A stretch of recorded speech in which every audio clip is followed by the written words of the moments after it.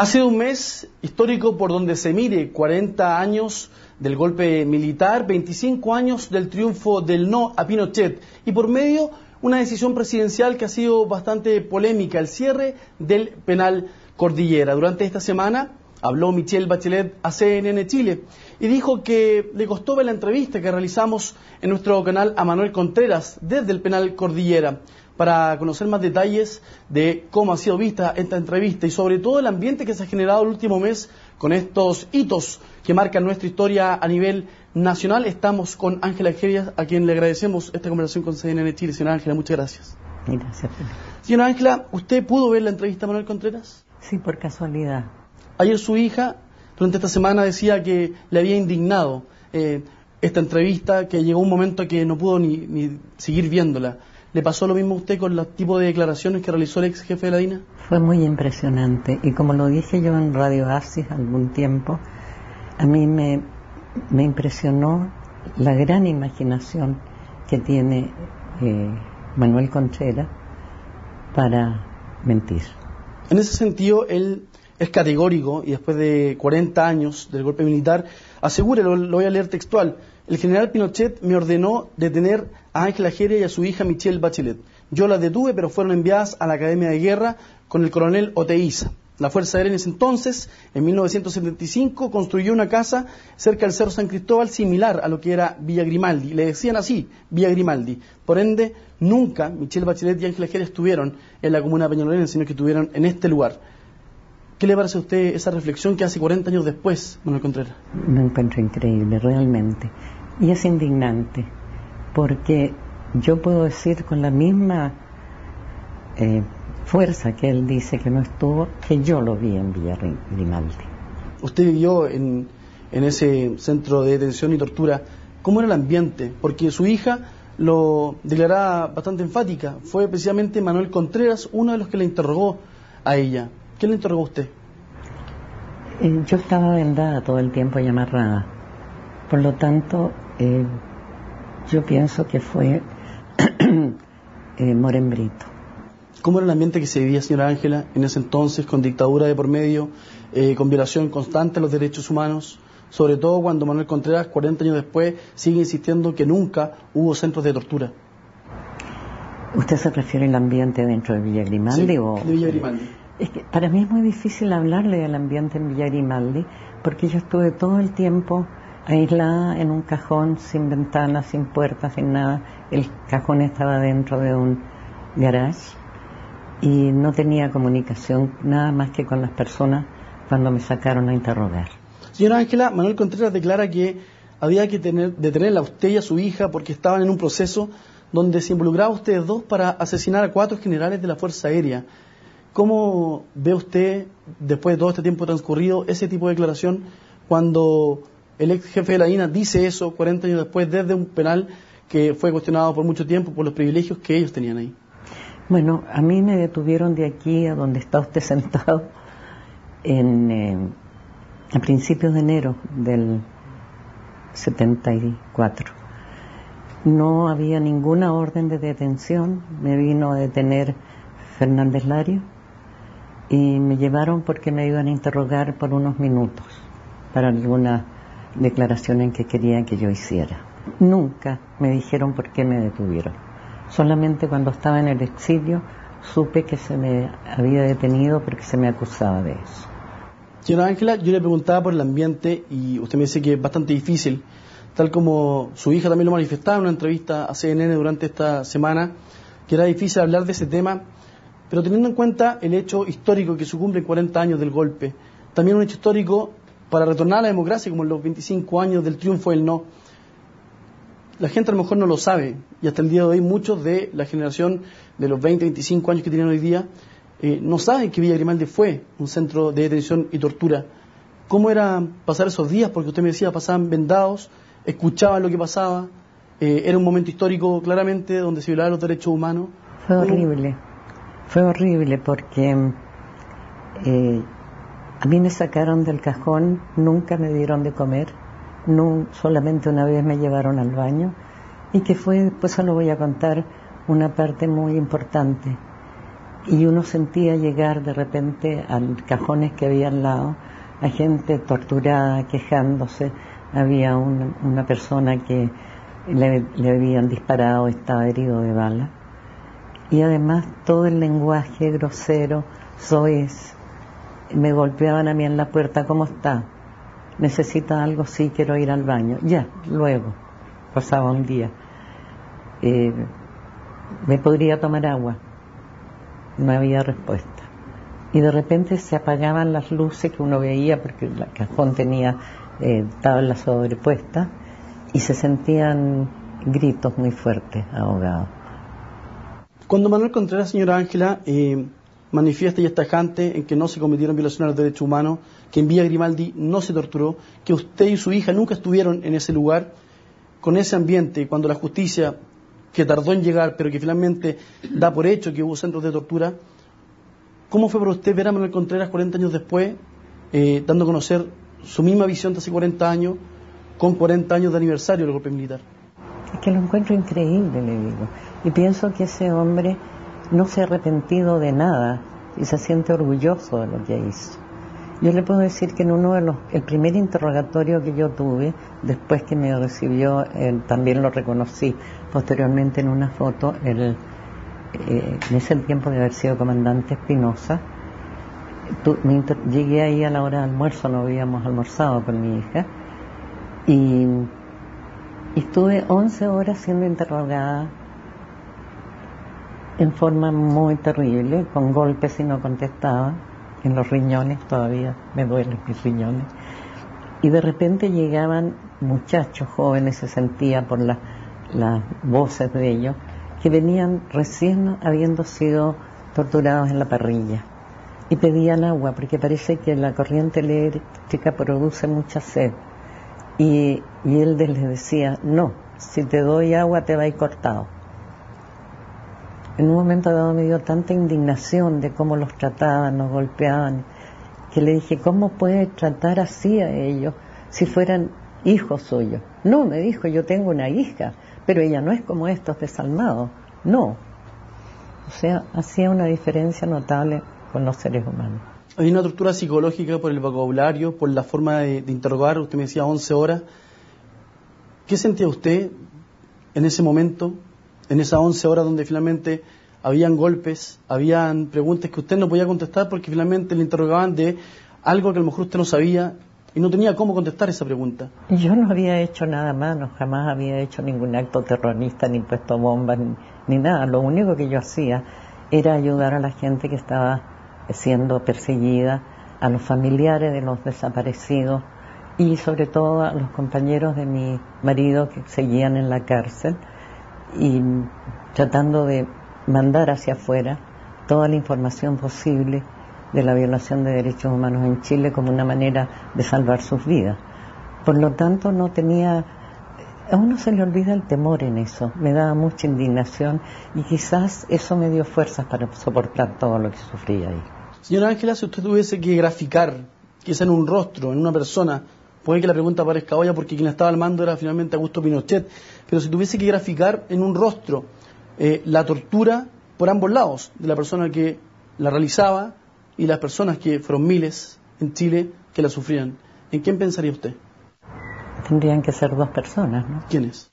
Bueno, en primer lugar, yo diría Pinochet y Contreras, porque Pinochet mismo lo dijo, que no se movía ni una hoja en Chile que él no lo supiera.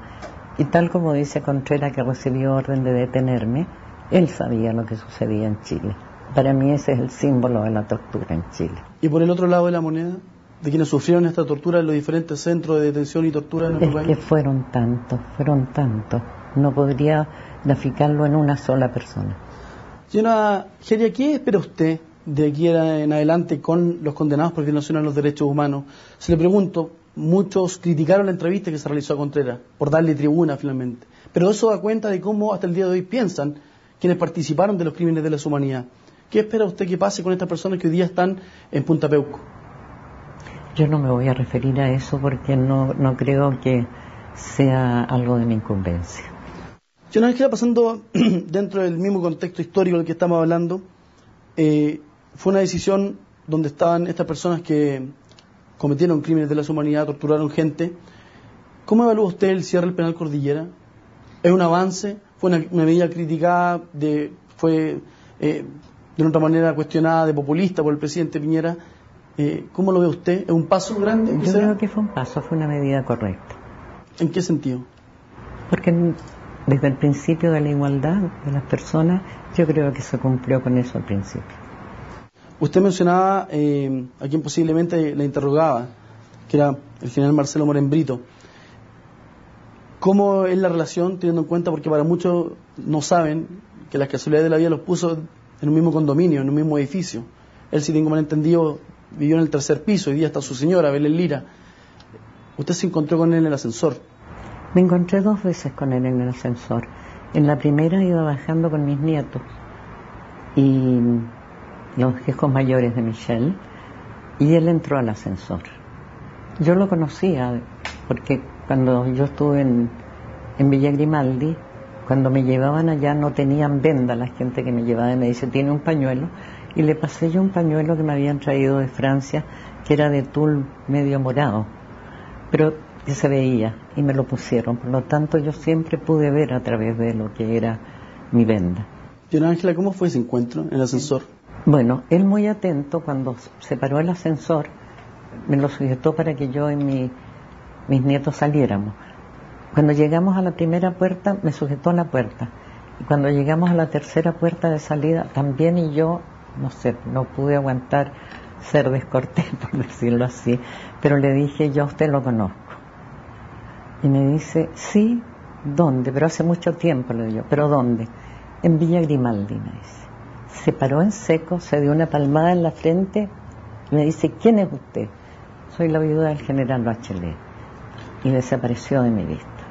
Desde entonces, cuando me veía, se iba por otro lugar. Y un día que veníamos los dos del estacionamiento, yo entro primero al ascensor y él viene corriendo y se mete al ascensor sin darse cuenta que yo estaba ahí.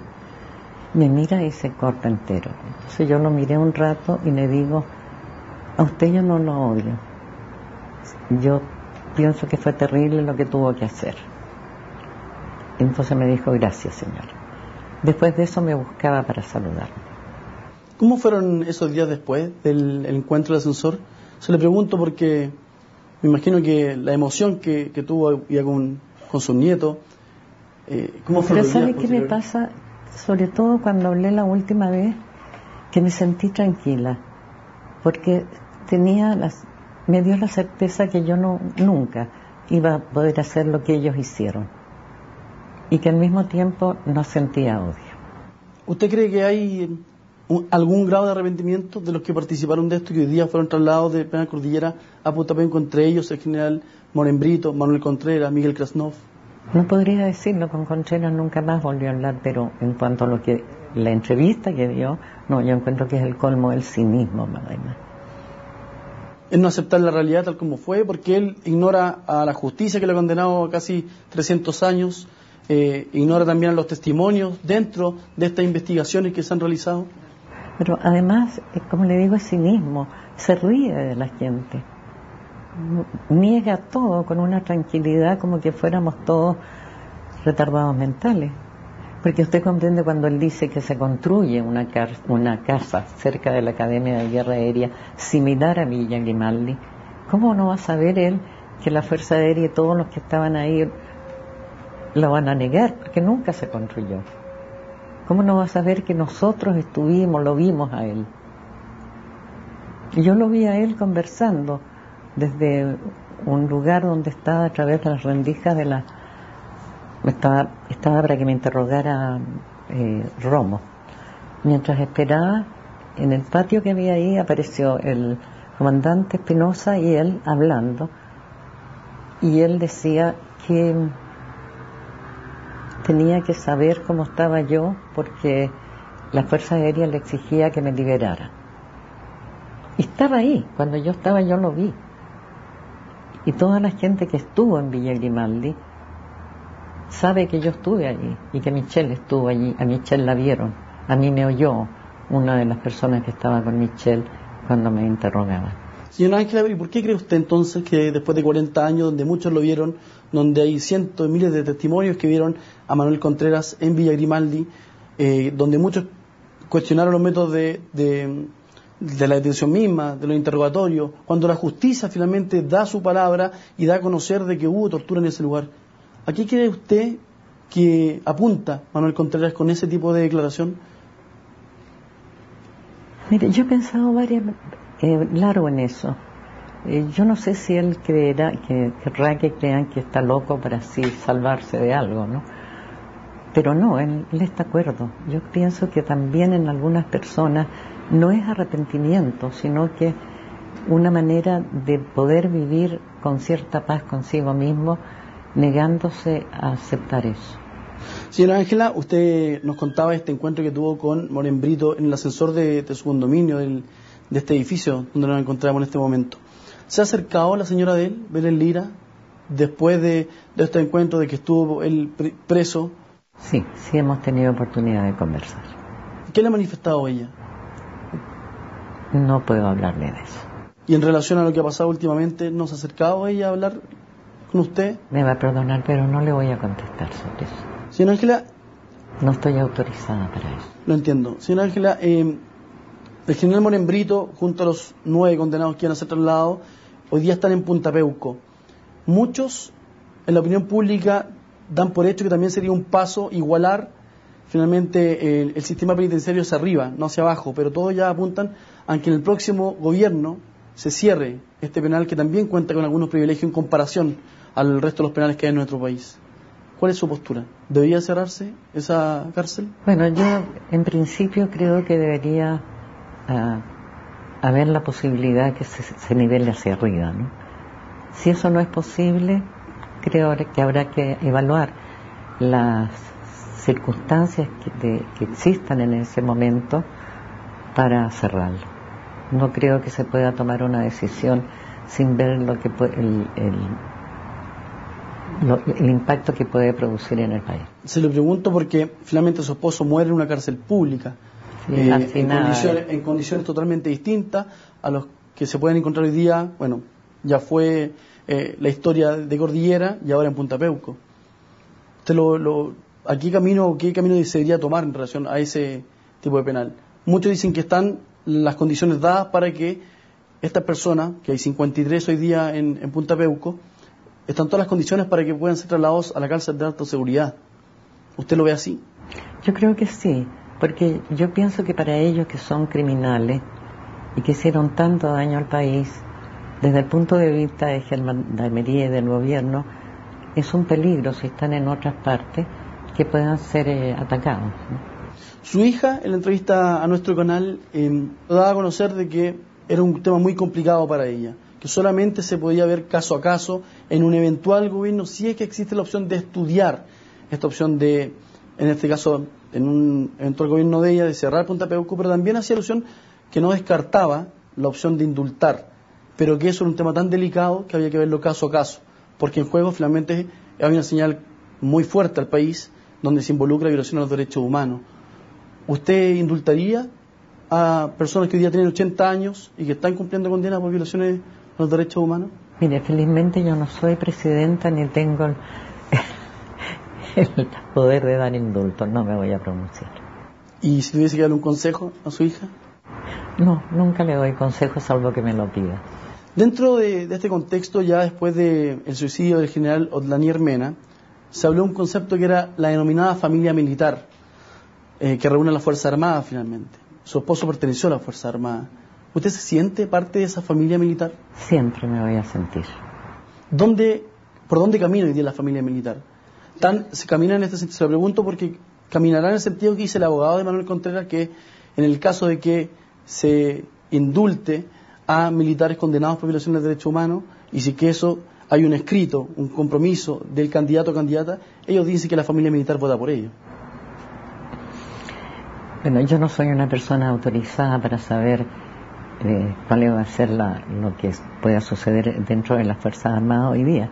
Pero si son las Fuerzas Armadas que a mí me ha tocado conocer en estos años de vuelta a la democracia, no son las mismas del año 73. y son los que siempre han sido, deberían ser leales a la Constitución y al presidente de la República, que es el generalísimo de las Fuerzas Armadas. Si tuviese que nombrarme un par de diferencias drásticas en comparación a lo que sucedió el 11 de septiembre de 1973, con esa imagen de las Fuerzas Armadas con las de hoy, ¿cuáles serían las tres grandes diferencias que hoy día usted la hacen parte de esta familia militar? Yo diría que son más profesionales, gente que además ha tenido una mejor formación y más cerca de la gente. ¿Eso va vinculado a una conciencia también respecto a lo que significan los derechos humanos de un país? Sí, por supuesto. Señor Ángel, hace un mes, yo lo decía al principio de esta entrevista, bastante histórico. Son los 40 años del golpe militar, los 25 años del triunfo del no, que permiten retornar a la democracia luego de 17 años. Hay una decisión presidencial de por medio, que es el cierre del penal Cordillera, que causó polémica. Y ha sido un mes también histórico porque ya queda poco, dentro de este contexto, de la elección presidencial. Queda poquito más de un mes para el 17 de noviembre. ¿Cómo ha visto usted a su hija? Muy bien, muy bien. Bueno, ahora está fónica porque parece que se resfrió y tiene que hablar mucho, pero la veo muy bien, muy tranquila, muy serena, muy posesionada y con mucho entusiasmo por el cariño, enorme cariño que ve de la gente hacia ella. Es histórico también porque podría ser la reelección de ella como en un eventual triunfo, ya ella asumir el marzo próximo. Usted me decía que no le da consejo, pero finalmente usted es la madre. ¿Debería mantenerse así hoy día la candidata a un mes y un poquito más de esta elección importante para nuestro país? Como usted me dice, está serena, tranquila. Sí, y se va a mantener. Las encuestas la dan casi que ganadora ya de la elección. ¿Usted la ve confiada ella? Sí, no, pero ella es muy objetiva, ella analiza muy bien todo y no es triunfadora sin analizar todo. Yo creo que ella analiza las dos posiciones de que triunfe en primera vuelta o no. Bueno, señora Ángela, muchas gracias por conversar con nosotros. Gracias a ustedes. Bueno, y ustedes sigan en la sintonía de nuestro canal acá en CNN Chile.